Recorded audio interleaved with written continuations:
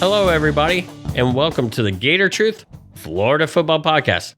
I'm Daniel, and on tonight's episode, we're going to take a look at the thrilling 29-26 victory over the Utah Utes, and then look ahead towards the Kentucky Wildcats coming to town this Saturday night at 7:30 in the Swamp. Let's go ahead and take a look at the Utah game. It was played in nice weather. The crowd was definitely loud. We've all heard about how loud it was. Utah fans are saying this is the loudest stadium they've ever been in. There were a lot of recruits in attendance before the game. I got a chance to see the Gator Walk from near the entrance to the stadium for the team. And one thing that I thought was really cool, and I uploaded a video of this to our YouTube channel, please subscribe, is that Billy Napier at the end of the Gator Walk has the recruits standing there. He and the rest of the staff greeted the recruits as they were about to enter the stadium, and many of the players greeted those recruits as well. One of the first ones he greeted was, of course, our 2023 class quarterback, Marcus Stokes, and many other players that were around him. Again, I have a video of this on our YouTube page. By the time the game kicked off, all the rain that had happened around the time of the Gator Walk, about 2.5 hours before the game, had dissipated, had gone away, though it remained overcast and kept everything nice and cool. Now, let's take a look at the offense. Of course, the headline for the offense was Anthony Richardson's game. Puts up over 100 yards on the ground, puts up over 100 yards through the air, and had 3 touchdowns rushing. His game was really well. He's been honored as the SEC Offensive Player of the Week. He didn't throw for too many yards, but he didn't have to. As we discussed in the pregame, the front seven for Utah had lots of turnover. The right thing to do in that case is to run until they stop you. On the first drive, second drive, we averaged over 10 yards per carry. That is insane. Usually you want to be around 4 or 5 yards per carry. We were at 10. We finished the game with over 7 yards per carry, and that's with the average being brought down by a few 2-yard touchdown runs.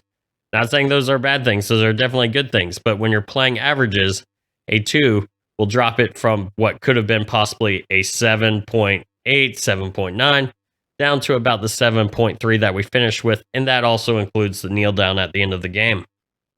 Would I like to see more passing from this offense? Yes. However, I turned to my brother who I'm watching the game with, and at one point I said, I would not pass it. I believe it was going into the final drive. I said to him, I don't want to see another pass unless we're in a passing situation, because Utah wasn't stopping the run. And sure enough, even though they had some good stops, when it was needed, we could run the ball. When it was that big 4th down at the end of the game, Billy Napier, 4th and 3, I think it was, said, all right, let's do it. Now, I think that might have been a pass play, but it was so quick, and Montreal Johnson picked up a blitz. Nice job. Richardson brings the ball down and runs and gets the first down by a lot, and of course, ends up getting the game-winning touchdown a few plays later. I was really impressed with our running backs. The name that really stuck out to me was Trevor Etienne, not just because he did well as a true freshman, but this guy averaged, I think, 17 yards per carry. He did have a bad fumble, recovered it, something to work on. But again, Etienne, that much yardage in your first game against a defense like Utah, even though they had lots of turnover on that front seven, still that kind of average for a game is insane. So someone to keep an eye on moving forward. I thought Wright played well, especially on that first drive before it got taken out. And Montreal Johnson had the big fumble on the first drive, but recovered well. And even this today during the press conference, he did say that Billy Napier going and trusting him with the ball and having him run not too long after that fumble gave him the confidence to complete the game. He, of course, on the second to last drive, he has that big touchdown run that helped put us back ahead, setting up that highlight reel 2-point conversion that AR has done. That's been all over social media, all over the college football media, and just something insane in general. I thought the receivers did well. Ricky Pearsall had a few big catches, especially multiple catches for first down. Xavier Henderson He played well. I don't think some of the screens to him were the best call, not just because it was him, but a screen on 3rd and 12. I'm not the biggest fan of that. But our receivers were solid for what they were asked to do.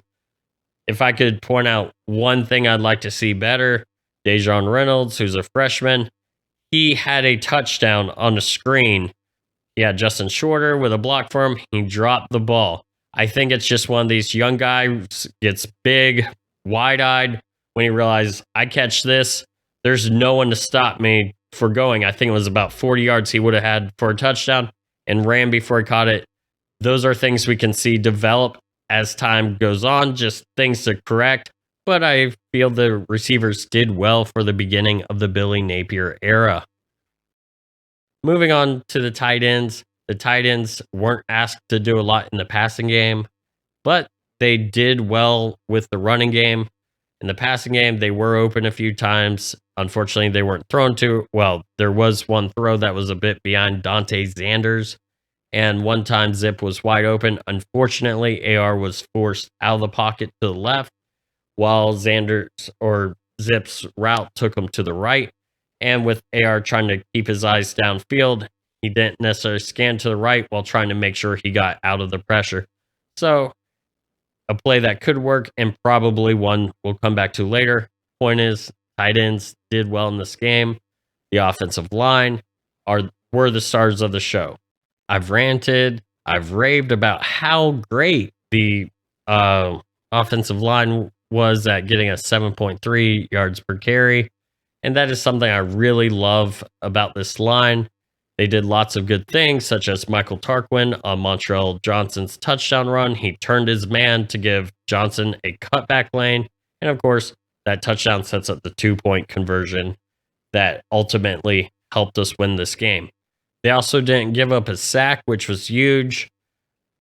I think this is going to be a great offensive line for us. I think they're only going to grow from here. I do believe that Utah's front is the best that they'll see until possibly when we get to Jacksonville, especially after the news broke today that LSU's defensive tackle, who got injured in the FSU game, is expected to miss the rest of the season. I would give this performance about an A-. We can't have multiple fumbles. We can't have a turnover. And we can't, go 3 and out when the game's close.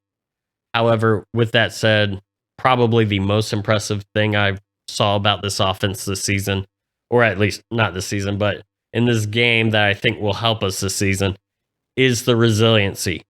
Every time they needed to step up and take the ball down the field, they did it.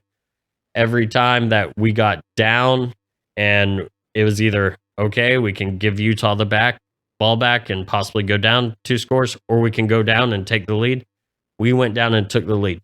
We did it twice on our last 2 drives, or our last 2 full drives, and just marched the ball down. And Billy Napier had such confidence in this offense that before taking his timeout, he let the clock run down, not because he didn't believe in our offense, not because he didn't like the alignment, but because he had such confidence in our offense that he wanted to bleed the time for the defense when they got the ball back, because he believed we would score. And that is such a belief that is going to pay dividends in the future. Him showing that confidence in his players executing it, helps their buy-in when they realize that, hey, they've told us to do this, we did it, and look what happened. We took down the number 7 team in the nation.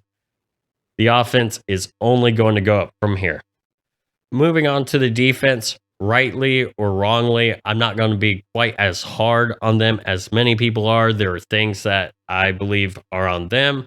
There are things also that I think go more towards the scheme.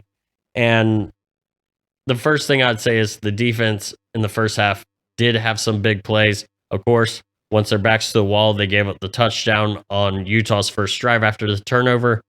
They came right back, 3 and out. In the second half, we did have that big goal line stand, which was in the south end zone right in front of me. I got to see it, was very happy. It played out just like the Alabama goal line stand last year. Big Dez in there causing problems. And of course, on that fourth down, Ventrell Miller causes the fumble, which would appear to be recovered by Antoine Ryland Powell, or at least that's who came out with the ball. I don't believe they credited the fumble in the stat sheet. I would have to double check. But our defense did do that. And of course, at the end of the game, sealed the game with an interception. I've long said that the loudest moment I've heard in the swamp in all my time going was Dwayne Thomas's interception back in the 97 FSU game to seal it. A lot of people will say, oh, maybe it was Jarvis Moss's block in the 06 South Carolina game. I will say this, the pop of the crowd after Amari Burney gets that pick in the end zone reminded me, not just situationally, but also just how loud it got, reminded me of that Dwayne Thomas moment. This was a great game in the swamp, great atmosphere for recruits. So let's get a little bit more into the defense.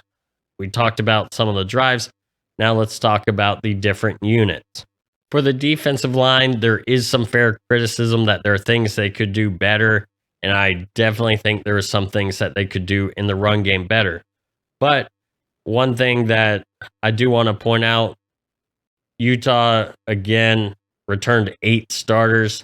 Their center and tackle that I thought we may be able to take advantage of did play a lot better than I thought they would. Got to give them credit. This is a very experienced Utah team who does beat people up. We shut down 2 of Utah's 3 backs. 2 of their backs averaged 2 yards per carry. However, their almost 240-pound back, Tavian Thomas, went for over 100 yards on us. And another thing I want to point out about our defense, and it has to play with our defensive line. In the first quarter, UF had over 11 minutes of possession. UF finished with less, I believe it was less than 30 minutes. And when I did the calculations earlier, basically of the last 45 minutes, Utah had the ball for 30 of that, and that's going to wear down any defense. I don't care who you are. A power running game and 2/3 of the rest of the game, they have the ball and they're running plays. It's going to wear you down. Now, where I'm going to defend the defensive line a little bit is the pass rush. I rewatched the game specifically with the intent to watch the pass rush last night while the LSU game was on. And for some reason, we're going to get into this. For some reason, Rising always had a throw within 2 seconds. How I'd like to compare that to, one time Utah had a completely unblocked guy come in on AR. Whether that was by design or not is a different story, but unblocked guy in that 2 seconds, he just got to AR when AR got the ball out. So that is a very, very short amount of time to be asking a defensive line to get to a quarterback, especially when we're talking against a line like Utah's, especially when we're just trying to get them right in when an unblocked defender can't even do it in 2 seconds. At least one of Utah's defenders couldn't do it.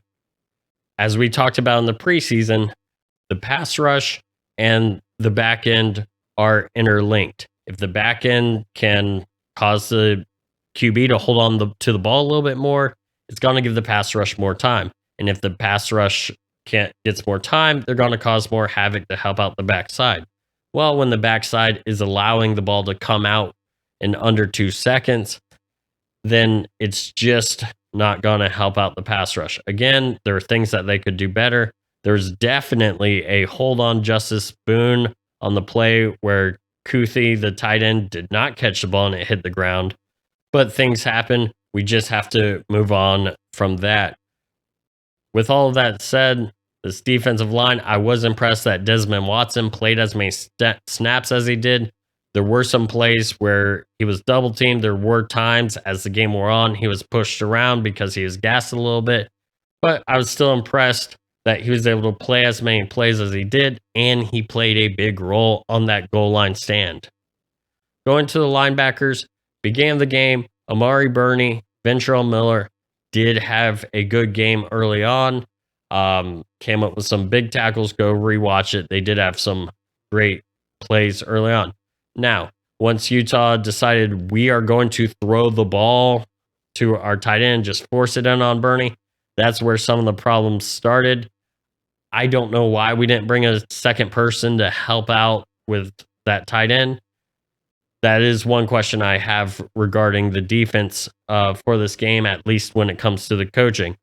Utah did do a great job at scheming Kuthi open at times. One example of this is there's a play, I believe it was his last reception. This was on the second to last Utah drive of the game, where he ran an angle route, which is where you run about 45 degrees to the outside, then you take a 90-degree cut, run to the inside. We actually scored on a route like this against Miami in 2019. I believe it was Pirine that caught the pass. But where they had Bernie, he takes an outside leverage, which is what you're supposed to do to funnel the tight end back towards the middle. Usually you do that because there should be some middle help. There really wasn't. And because of that, it was a decent sized play. Not necessarily all on Bernie. Again, why we didn't have someone in the middle is a question, but there are things Bernie can do well to improve as well. Either way, he made up for it with the play of the game, which was that pick in the end zone. I was happy also to see at linebacker Shamar James get some snaps. He's a true freshman. Not many times will you see a true freshman play their first snaps in such a big game to start the season, but he did, and it's only going to be a learning experience to get him better from there. This linebacking core, not the best of games. The good news is I don't think we face another 240-pound back, at least for a while. So something for them to work on, definitely shore up some of those tackling opportunities, and this could be a pretty good unit going forward. Now, onto the backside, I really can't say too much, at least as far as the cornerbacks go. They didn't give up too many big plays, and overall, the receivers were a non-factor for the Utah offense, whether that's by design because they knew they could run Tavion Thomas on it, or whether we're just taking away some of the reads, or since Rising could throw it so fast, I do believe some of it was we just were allowing him to have his first read. But either way, the wide receivers were not much of a factor. Got to give our cornerbacks some credit there. The safeties, there were some tackles missed. I don't think they did too terrible, but they were not doing the best job. I don't know if they're supposed to be helping out on Kuthi. I don't know why we'd be playing man one-on-one all night with them. I haven't watched the entire scheme, but it was disappointing. With that said, I would give this defensive performance a B. This is a good Utah offense. This is not a directional school.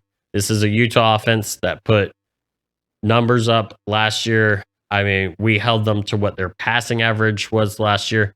They did a little bit higher than their rushing average. Again, they returned 8 starters. One of those was a receiver. Receivers were a non-factor. So it really comes down to that core 8 group, which of course, we can talk about it being their tight ends, their running back, their quarterback, 3 offensive linemen. The other 2 played above what they thought they would. Kudos to Utah. It was a good game. We'll see how this defense plays against a less talented Kentucky offense. And I think that's going to show us a parameter more of, is this defense really as bad as they looked at times?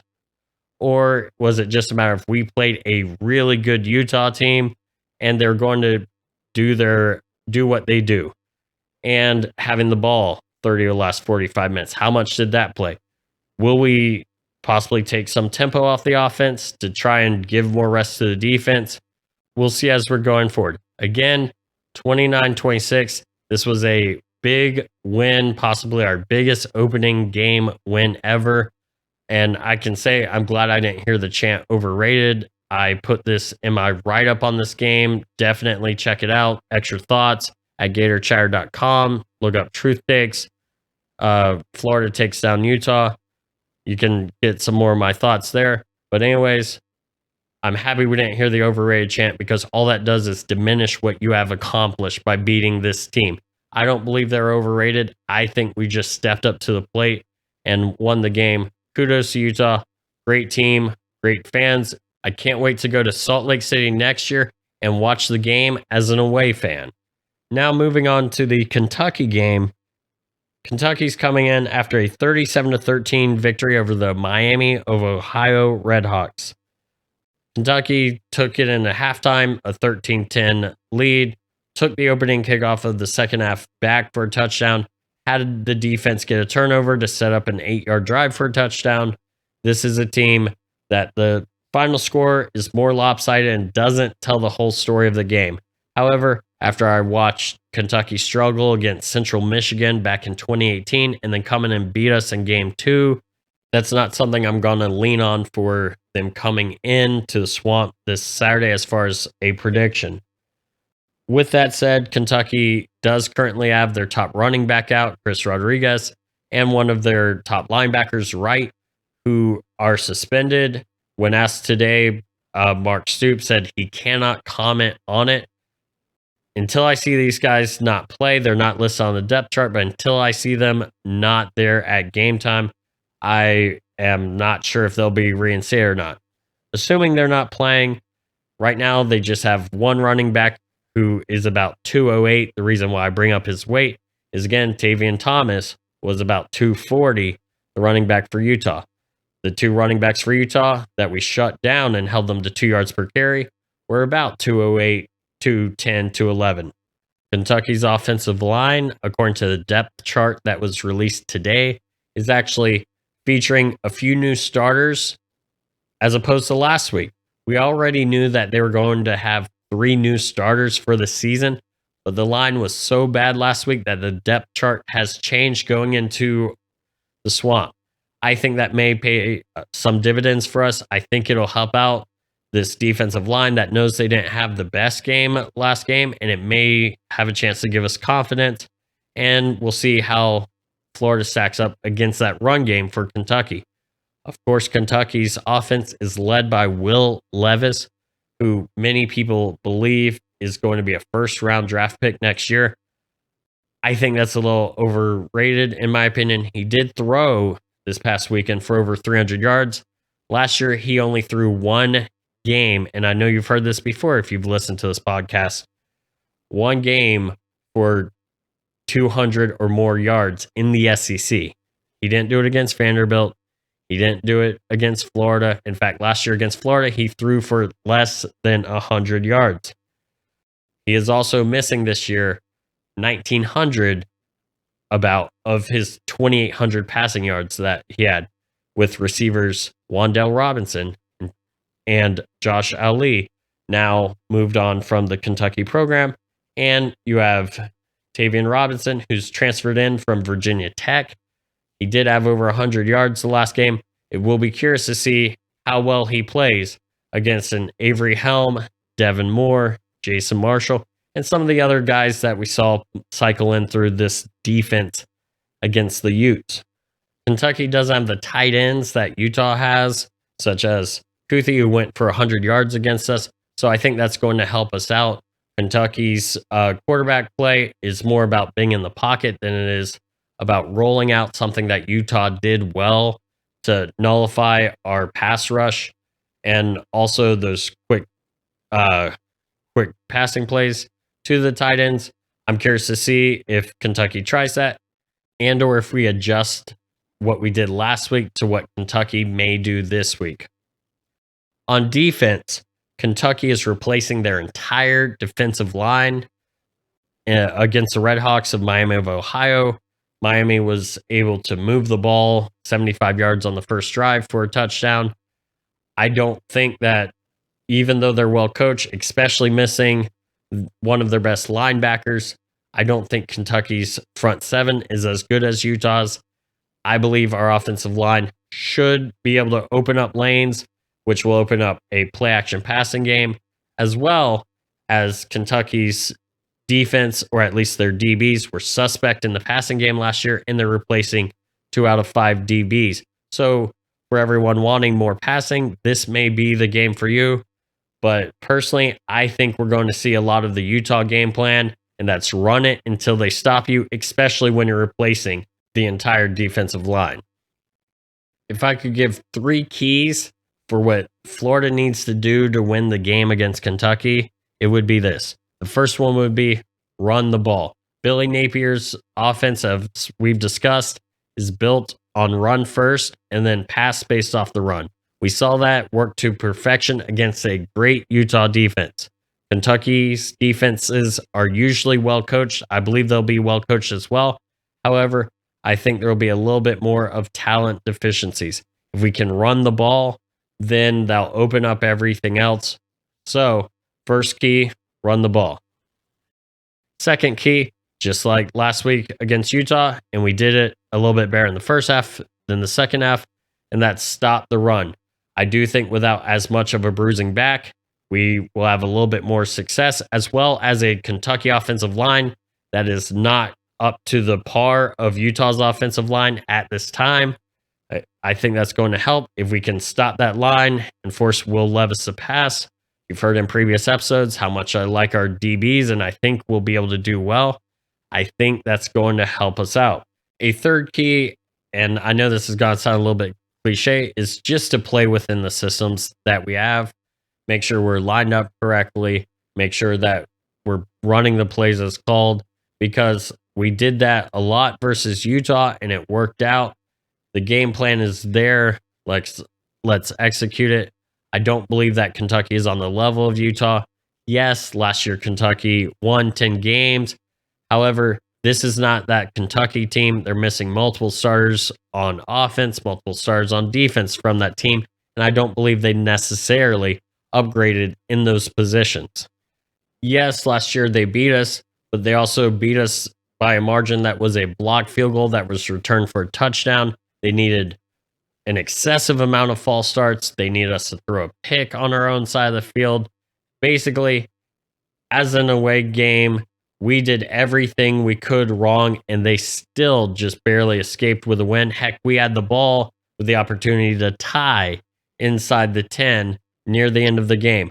So I don't think that magic will happen again. Plus, with what they've lost versus what we've gained, and this being in the swamp, again, make this an atmosphere that recruits will want to play in. If you haven't gotten your ticket and you're able to go, do so and go. Just as much as we had big recruits last week, we do have big recruits coming in this week. Help be part of the change at the University of Florida. Also, if you listen, you've never experienced a night game at the swamp, come do so. See what it's like doing Won't Back Down with all the phones on, all the lights going off.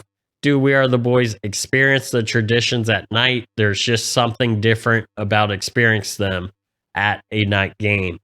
With all of that said, I do think that Florida should, and I even said in my season preview, this is not an acceptable game to lose, just based on everything that Kentucky's missing, especially if Rodriguez and Wright do stay suspended for this game.